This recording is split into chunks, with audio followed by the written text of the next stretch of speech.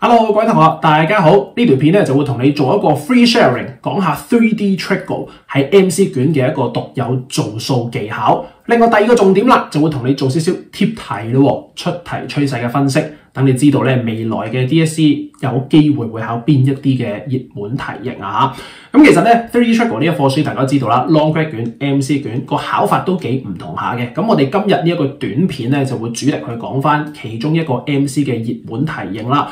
學咗呢個技巧之後咧，會令你做數真係快好多、準好多嘅。一般嘅同學仔佢做呢一個題目，可能係講緊話1分鐘、2分鐘嘅時間先至可以完成到。但係學咗呢一個技巧同埋解題思維嘅你咧，只需要10零秒、20秒鐘內，我哋一定可以 KO 得到噶啦。我嘅選材咧，仲攞咗最新鮮嘅25年 DSE MC 卷添噶。咁所以大家學完之後咧，一定會有得着同埋一啲最 update 嘅東西嚟嘅。另外第二樣嘢啦，喂。貼題喎，大家一定好開心啦！哇，貼中就爽啦，直接就圈答案啦，係咪先？大家溫書嘅時候咧，難免都有少少呢一方面嘅傾向噶啦。咁我迎合翻大家嘅口味啦，迎合翻大家嘅呢個需要啦，好唔好？其實呢一個部分咧，大家叫貼題，我就叫出題趨勢嘅分析，因為我唔係去白撞嘅，我會話俾你知道喺呢一個考核嘅方式，呢一個考核嘅範圍之下，佢仲有邊啲嘅題型係未考過嘅咧？咁我哋嗰啲咧就要重點去學習啦。因為數學個世界其實都好大嘅，譬如啦，我哋今日會探討一個 regular tetrahedron， 一個正四面體。其實佢可以問到3、4、5、6樣嘢嘅，咁樣問有6樣嘢可以問到，咁其中有3樣已經問過啦，佢有冇需要咁快翻炒咧？其實真係冇呢個需要噶，我哋主力溫未考嗰3樣嘢 ，OK， 我哋個 idea 其實大概就係咁樣，咁所以呢一條嘅影片將會係非常之實用、非常之精彩。前段我哋講技巧，尾段我哋講下出題趨勢嘅分析。簡直每分每秒咧都係一個好寶貴嘅學習內容嚟嘅，千祈唔好 skip， 同我睇晒佢，好冇？嗱，事不宜遲，我哋即刻開始啦。我哋望一望呢一個熒光幕先。25年嘅第40題啊，咁其實題目所俾嘅資訊好簡單，我就用 point form 列舉咗出嚟啦。佢就純粹講話我哋有個 regular tetrahedron 正四面體就叫 PQRS， 然後問你啦 ，PQ 同埋呢一個平面三角形 QRS 之間嗰隻角係幾多度？咁處理呢一種嘅題目咧，我哋有幾個重點或者幾個 stage， 我哋一定要去涉獵到，一定要去踏足到嘅。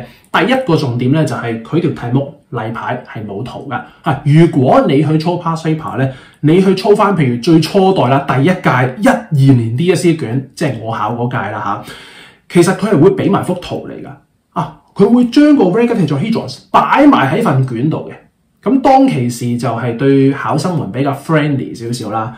現代少少啦，近代少少嘅試卷係點樣嘅咧？一律冇圖嘅 ，OK， 咁我要訓練埋你呢一個畫圖嘅功力。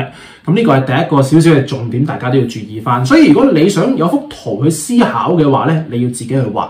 咁 for regular tetrahedron 正四面體嚟講咧，其實你個 PQRS 點放都冇問題嘅 ，OK。但係有啲放法會比較容易啲，令我哋去計數 ，OK， 容易啲明白到嗰個狀況。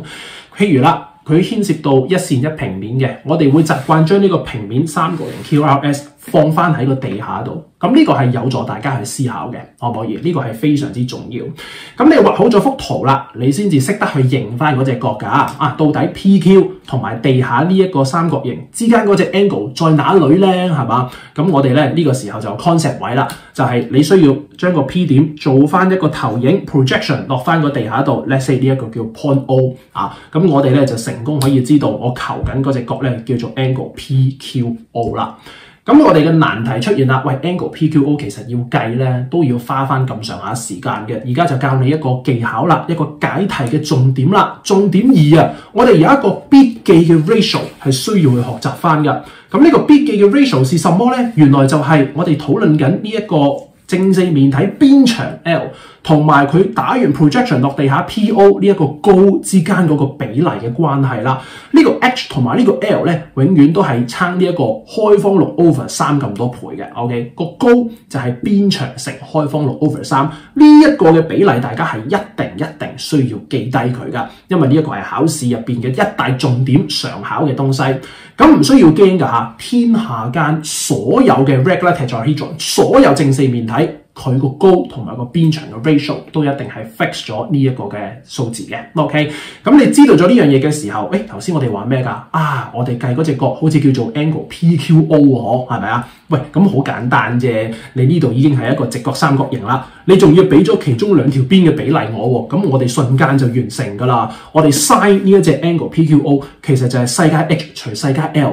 咁咪即係開方6 over 3咯嚇，咦？咁咪咁 cal 就出到答案㗎啦，54.7度，跟住輕鬆圈答案咯，所以 answer 就係 B 55度，做完㗎啦。OK， 就係咁簡單。咁所以你話啦，喂，其實成件事我哋實質要計數嘅地方係真係得呢兩行嘅啫，所以我 expect 就係話我睇完條題目之後，咁我去畫圖啦，係咪？畫圖呢度10秒鐘、5秒鐘畫好咗啦，係咪啊？認到隻角啦，跟住我哋就開始寫一個簡單嘅式。跟住其實呢啲你都唔會真係寫㗎啦，呢啲都係撳 cal 嘅啫，係咪啊？咁你撳 cal 呢度又係10秒、5秒鐘度嘅時間，所以你圍翻起真係20秒內啦，夠晒我哋完成到呢一個題目㗎啦。咁你學咗呢一個有關高嘅 ratio 之後咧，我哋就去諗下啦，喂，將來 predict 一下有啲咩 possible 嘅題型啊。咁 for 呢一個3D triangle 喺 MC 卷入邊嚟講咧，大家要明白嘅，我哋 regular tetrahedron 正四面體會有一個主流嘅一個問法啦。其實佢唔一定考呢個立體嘅，佢有其他嘅立體圖形，譬如啦，佢會唔會整個長方體俾我啊？或者整一個 vertical pole 一個垂柱嘅題型咧？其實絕對可以嘅，絕對可以嘅。咁其他嗰啲題型，我哋呢一個影片篇幅有限，我哋就未能提及到。咁嗰啲可能你喺我其他嘅 regular MC 班入邊嗰度，我哋可以再學多啲。呢條片咧，我就主力同你講 regular tetrahedron。其實佢個結構好簡單嘅啫。可以問啲乜嘢咧？佢可以問 angle，angle between 一線一平面就係我哋啱啱做嘅嘢。2025年考咗啦。angle between 兩個相鄰嘅平面，佢亦都係可以考。而呢一樣嘢早喺12年第一屆 DSE 嘅時候已經亦都考咗啦。所以如果佢再考 angle 嘅話咧，好 likely 翻炒。OK， 咁頭先影片一開手講過啦，其實數學世界咁大咧，佢未必真係需要咁快就去翻炒嘅。咁所以 angle 嗰邊咧，我哋未必喺溫書嘅時候着墨太多啦，即係操 past paper 操過下，喂，我識做啦 ，OK 啦，咁我哋就先將佢劈埋一邊噶咯喎。咁然之後啦，我哋有關一啲線段嘅長度啊、面積啊、體積嘅東西咧，我哋就可以去睇一睇嘅。其實你話邊長嚟講咧，我哋可能就會問一啲有關個 height、有關個高嘅一啲東西啦。咁呢度我剔咗3個剔，我一陣間先解釋俾你聽。另外 area 啦，佢可以問其中一個面個三角形嘅面積啦，又或者你見親呢啲立體圖形咧 ，TSA 即係咩啊？上課同學，你知我哋呢個 short form 點解㗎啦 ？Total surface area。總表面面積啊嘛，係咪？咁其實即係將其中一面乘翻4啫，因為呢個正四面體有4個面，咁你咪乘翻4咯，係嘛？咁另外當然亦都可以考呢個 volume， 考呢個體積啦。咁體積咧，原來早喺13年嘅時候亦都考過啦。咁大家見到冇剔嘅地方喺邊度啊 ？area 嘅部分咯。所以咧，我哋溫書嘅時候會重點可能操多少少、練多少少有關 area 方面嘅題目啦。喂，咁個 height 呢度點解會有3個剔咧？題目冇直接問過呢樣嘢，但係喺 solve 呢3條題目嘅時候，我哋難免都要揾翻個高出嚟去用一用嘅。原因其實好簡單，譬如啱啱我哋就做呢個一線一平面嘅 angle 啦，我係咪都會 involve 咗呢一條高在內先？喺我運算嘅過程入邊，已經用咗 related to height 嘅一啲知識、一啲嘅內容去解題啦。所以個題目唔係直接問你個 height。但係佢喺問呢個一線一平面 angle 嘅時候，已經係考埋在內㗎啦。同樣道理，譬如佢嘅 volume 嘅時候，喂，大家知道啦，一個錐體嘅 volume 係點計㗎？1/3乘底面積再乘翻個高啊嘛。咦，要成個高嘅係咪啊？咁即係話有關個 height 事咯。所以佢做一條題目出嚟嘅時候咧，佢唔使直接話呢個邊長係10 cm， 咁個 height 係幾多啊？佢唔會咁樣問嘅。佢問個 volume 單已經考埋你有關 height 方面嘅東西㗎啦。咁所以咧，如果我哋套用翻呢一個思維，我哋就會諗，我哋會唔會整到一條題目係又有個高又有啲 area 嘅咧？咁樣，咁呢個就係我哋溫書嘅時候可以去重點留意下嘅地方。舉個例子啦，而家咧即刻就整一個小 challenge 題目俾大家去稍微挑戰下啦。記住個答案先嚇。如果喺一個 regular tetrahedron 入邊個高係4 cm， 咁請問個 total surface area 係幾多咧？個總表面積係幾多咧？咁你有興趣嘅同學，你可以暫停條片，而家走去計一計嘅，都係可能俾翻一個大概半分鐘嘅時間，一個限制，大家挑戰下，睇下能唔能夠成功做到啦。好啦。當當大家挑戰完，而家翻嚟我哋講解對答案嘅啦噃。首先咧，我哋學咗啲乜嘢啊？哦，原來個高咧就係邊長乘開方6 over 3啊嘛。咁我哋計翻個邊長先啦，個邊長咧原來就係12除開方6啦。佢係爛數唔緊要嘅，你照掉落個 calculator 度啦，因為最尾 A、B、C、D 你揀答案啫嘛，係咪？你唔使寫靚佢噶啦，就咁 store 個 calculator 度得噶啦。咁 total surface area 係點計嘅咧？一面三角形面積再乘翻4面，係嘛？4面一樣大噶嘛，就咁乘4就可以啦。咁其中一面咧亦都唔需要背一啲 extra 嘅 ratio、extra 嘅 formula 噶啦，用翻最基本你學過嘅1/2 AB sin C， 其實已經係輕鬆 tackle 到。咁你就將呢嚿嘢塞落個 calculator 之後，篤撳 ，OK， 撳完之後，就會出咗一嚿爛數嘅。都係嗰句啦，爛數唔緊要嘅，佢嘅真身其實係24開方3咯。咁你到期時 A、B、C、D option 會有得揀㗎啦，係咪先？佢會啲咩6開方3啊、12開方3啊、24開方3啊，咁你篤翻落24開方3嗰個 value 嗰嚿嘢度，咁你就揀選到答案，可以成功喺半分鐘內完成到呢一條嘅題目㗎啦。OK， 係啦，咁呢一個好簡單嘅練習啦，就係想 show 翻俾大家睇，就係頭先我哋所講嘅出題趨勢分析啦。到底貼題呢件事可唔可靠嘅咧？有啲人貼題咧就真係靠估嘅。但係我呢度做一個分析，就係話俾你知，我哋了解咗個題型有啲咩考核嘅重點，有邊啲考咗，邊啲未考，我哋會重點再去多加留意。最尾打咗個星星嘅實數嘅題目，其實係比較易做。啱啱 challenge 嗰條就係啦，喂，個高係4 cm， 咁請問個 total surface area 係幾多啊？跟住真係計個實數出嚟。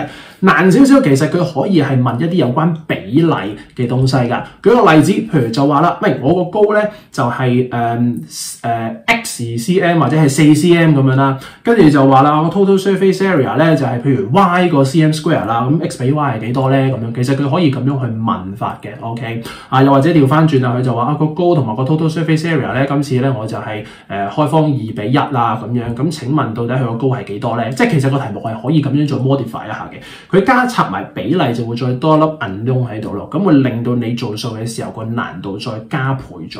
OK， 係啦，咁所以咧你逐步練咯，呢啲未考過嘅練咗先，練咗啲實數嘅嘢，跟住就再諗埋一啲比例方面嘅東西。咁你呢一個題型嘅訓練嚟講咧，大致上我哋就叫做完成咗噶啦。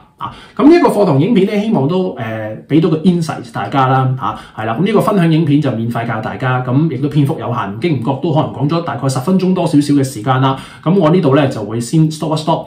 你有興趣學多啲嘅話咧，記住 regular 嗰度我哋全方位 cover 晒 3D Trigo 嘅所有題目，嗰啲什麼長答題嘅立體圖形啊、傾斜嘅平面啊、摺紙啊，甚至乎一啲熱門以前考嘅嘢，而家未考過嘅東西，太陽光線射落去地下產生一啲影，個太陽喐啦，個影又點喐法呢？啲 area 點喐法咧？嗰啲我哋堂上全部都拆解晒。跟住 MC 啦，有邊啲考法係比較容易喺 MCQ 出現嘅咧？